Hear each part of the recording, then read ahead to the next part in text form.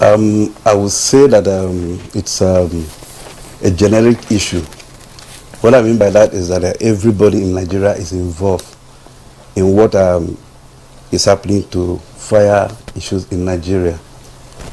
The Nigerians themselves treat fire as a no issue.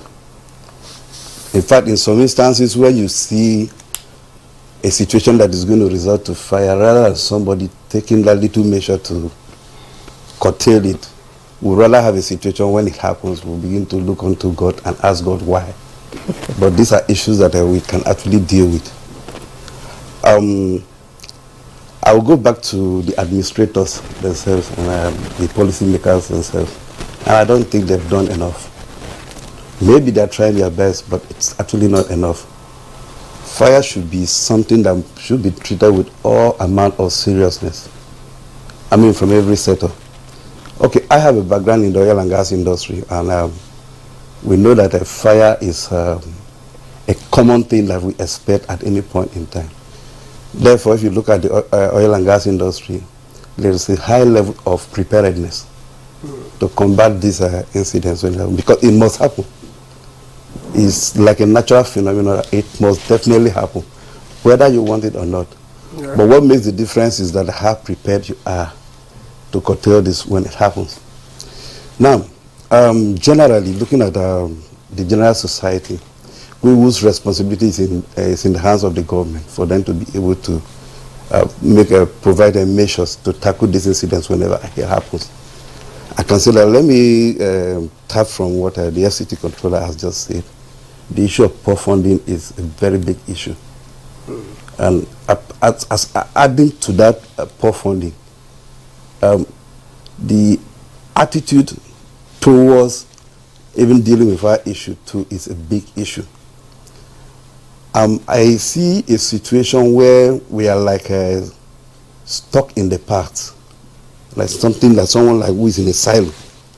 We don't open ourselves for changes. Things have evolved, technology has evolved, life generally itself has evolved. So the challenges of the last,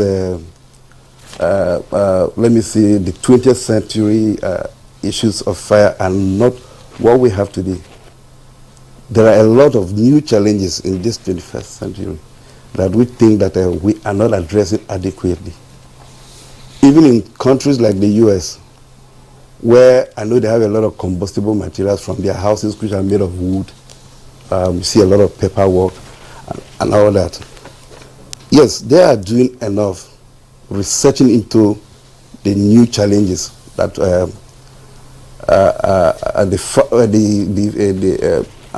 new challenges of a fire. And to a large extent, I will tell you that they are doing very well. So for us, I think we are supposed to borrow a leaf from those developed nations to be able to develop something that is like compatible with our own environment. But yeah, we have the challenge. I'm in the business of firefighting, but we have a very big challenge. We are stuck in the past.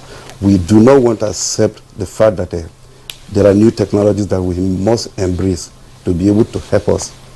And again, this aspect of creative thinking by those who are managing this establishment is equally an issue. That we were doing things 50 years ago this way does not mean that today we must still do things the same way.